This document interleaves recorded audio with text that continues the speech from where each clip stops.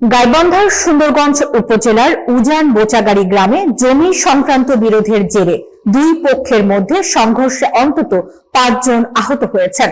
আহতদের মধ্যে 4-5 জনের অবস্থা গুরুতর বলে চিকিৎসক জানিয়েছেন। আহতদের উন্নত চিকিৎসার জন্য রংপুর মেডিকেল কলেজ হাসপাতালে প্রেরণ করা হয়েছে।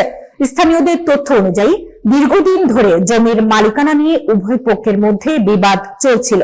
গাইবান্ধা প্রতিনিধি মোহাম্মদ জাহিদুল ইসলামের পাঠানো তথ্যচিত্রে দেখুন বিস্তারিত। বুধবার সকালে প্রতিপক্ষ দেশীয় অস্ত্রসহ হামলা চালালে সংঘর্ষ বাধে। বাদল মিয়া বাদী হয়ে সুন্দরগঞ্জ থানায় মামলা দায়ের করেছেন। মামলার বিবরণে উল্লেখ করা হয়েছে, ওবায়দুল ইসলাম ওরফে জাহাঙ্গীরের সঙ্গে জমি সংক্রান্ত দীর্ঘদিনের বিরোধ চলছিল। সকালেই বাদীর ভগ্নিপতি মাসুদ রানা ও তাদের পরিবারের সদস্যদের লক্ষ্য করে জাহাঙ্গীর, হাফিজুর মিয়া ও রওশন ইসলাম বাবুর নেতৃত্বে একটি দল লাঠি, ছোড়া ও লোহার রড নিয়ে পরিকল্পিতভাবে পথরোধ করে হামলা চালায়। ঘটনার পর হরিপুরঘাট পুলিশ আহতদের উদ্ধার করে স্বাস্থ্য কমপ্লেক্সে ভর্তি করেন।